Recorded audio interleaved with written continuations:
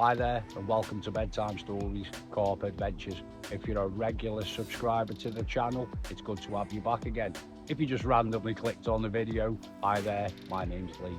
Now I did a session back here about 2 weeks back. If you haven't seen that video, go check it out. Anyway, before I dive deep into this video, I've got some drone footage of the lake that I think you should take a look at. Before I did any filming myself, I did get permission from the fishery to make sure it was okay to include footage and put it on YouTube. The drone footage that you're watching now was supplied to me by Rose Hill Carp Fishery. It is available on their Facebook page. If you would like to see some more aerial shots, pictures and images of the fishery, go to their Facebook page and check them out. As you can see, the lake is about 7 acres in size, has a mature tree line with a couple of islands dotted around in the middle. It's about 6 foot deep average depth, going from 6 foot up into about 3 and 2 foot towards the margins. I'm not quite sure what the stock of carp is in here, but I do know they go from £4 right the way up to £30. With so many various sizes, each run is a mystery. I thoroughly enjoyed my last visit here, so I couldn't wait to come back out again. I'm out for 24 hours, so hopefully I can put a few carp on the bank, and I'll show you how I catch them along the way. Let's take a look at the peg that I'm fishing this time. If you are planning on visiting this venue, you do have to pre-book your pegs. Now, it's a midweek session, it is busy, with only a couple of pegs to choose from. I decided on peg 1, got a lovely island to the left and open water to the right. In front of the island, it's about 6 foot deep, and to the right, as you come closer towards the peg, it's a flat bottom still at 6 foot. It's just silt and weed. Right underneath the rod tips in the margin, it's about 3 foot deep, sloping off into the 6 foot. Now I know what the bottom of the lake bed looks like, time to tie up a couple of rigs. Because of the silt and the low-lying weed, I've decided to use a helicopter lead system on this one, and I'm going to use a pink pop-up on a Ronnie rig with just the smallest amount of putty so it sinks nice and slow. I was just about to get my second rod out, and there's been a bit of a break in the weather again. Believe it or not, yeah, it's July, and it's done nothing but rain consistently on and off for what seems like forever. So anyway, gonna finish tying up this rig and get that second rod out onto the open water spot. The setup on the right rod is exactly the same as the left rod, using a helicopter leg clip system on an 8-inch stiff boom section with a Ronnie rig and a CCW acid pair 12mm pop-up. The first thing I'm putting into the spod mix is some sea nut. These were a lovely peanut flavour boilie. I'm using the crusher to crumb them up, and now I don't want them too small, I want it more like a boilie flake.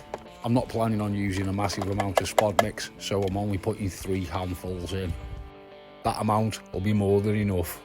Making the boilies smaller matches the other particles and baits I'm about to add in next. Second thing going in the spod mix is high protein pellets. Now these are all in mixed sizes.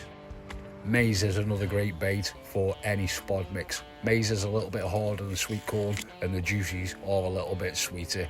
So make sure you get some of them juices in there. I'm putting quite a bit of the maize in because I do want to create a spreader bait. The last thing to go in is hemp seed, a very small particle bait. Now this should keep the carp mooching around. It is good for drawing in the carp and keeping them in your swim. Because of how the hemp seed was cooked, it's maintained a lot of its natural oils, and that's now all being added into this juicy spot mix. A perfect mix for fishing in silt. Now, I was only going to fish 2 rods, but I've got a nice little margin spot down to my right, just as it slopes off the shelf. So yes, put a 3rd rod out on that spot there. So I'm going to get the kettle on and chill out a little bit, because this morning I got out of bed at 6 o'clock so I could go work before I came fishing. And yes, doing that made me late for fishing. But anyway, needs must. Right, made myself a cup of tea.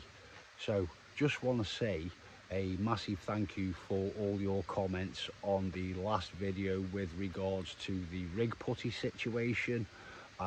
You know, it wasn't sticking to any hook links for any period of time. It was pretty much sliding up and down, and I swapped onto the OMC. A lot of you agree that the OMC putty is a lot better than the quarter putty. Now, I am still using the OMC putty on the same rigs as I used on the last session. The hooks are nice and sharp, the hook links are straight, and most of all, the putty hasn't moved at all. So yes, thank you for all your comments on that little topic there. It does actually get me excited when I get a notification saying that somebody's commented on one of my videos, and I do really enjoy reading them. And as you probably noticed, I do reply to every single one. If I haven't replied to you yet, it may be because you commented on a shorts video or you commented on an older video, and sometimes those notifications don't always come through straight away. If you have commented and I haven't replied, my apologies. I sincerely do try to reply to everybody.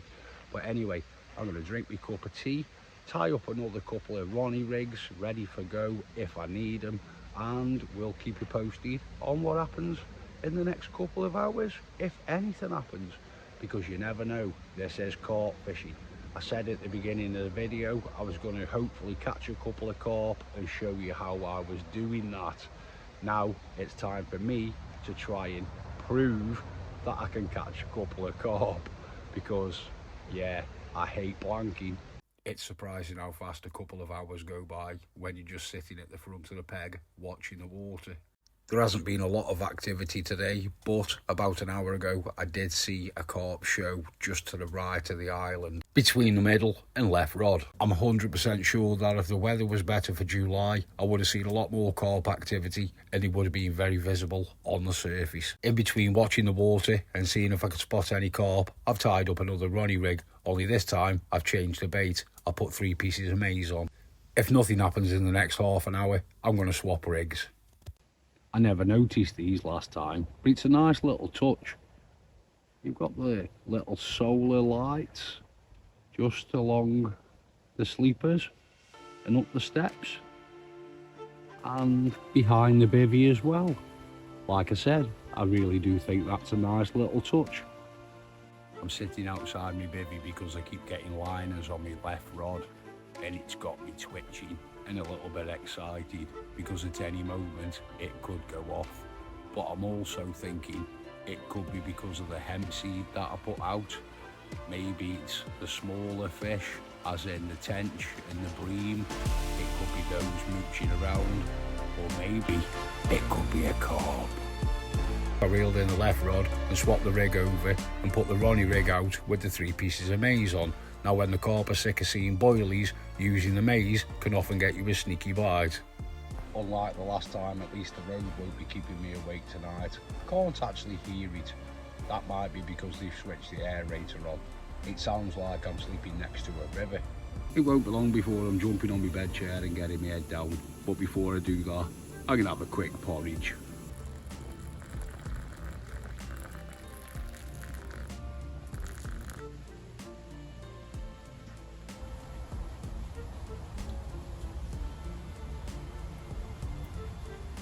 Before I turn in for the night, Truffle's got to have a wee and a poo. She always has a real good walk around. She's trying to find the perfect spot, and I think she's found it. If you do bring your dog fishing, just remember, get the dog muck up. After working the swim throughout the day, it has been a quiet one. But anyway, maybe I'll get woken up in the night. You never know when the next run's going come. I've been up since first light this morning. I thought I had a run, and it turned out it was the ducks absolutely mullering the spod mix that I've put out. So yeah, I got all excited for nothing. But anyway, today's a new day. When I'm out filming the carp vlogs, I always try and think of a new idea or a new concept to include in each video to keep the content fresh and different. So this is what I've come up with on this occasion. Truffles treats, Truffles treats. What she got this week to eat? It's Truffles treats. Well, on this session, she's got mini steaks, prime meaty treats, rich in beef.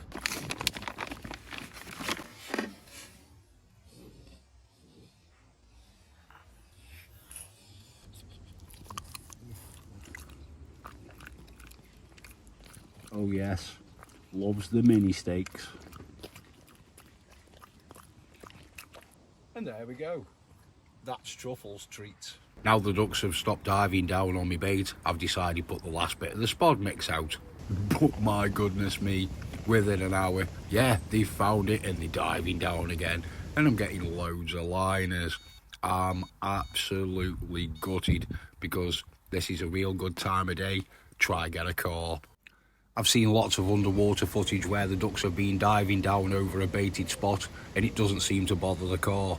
But I think my chances of catching one are very slim. This July's been a bit of a funny one to say the least. The weather's all over the place. It's 15 degrees one day and then 22 degrees the next. So basically going like this, up and down.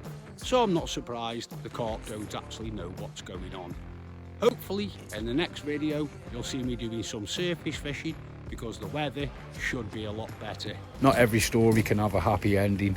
Thanks for watching. I'll catch you next time.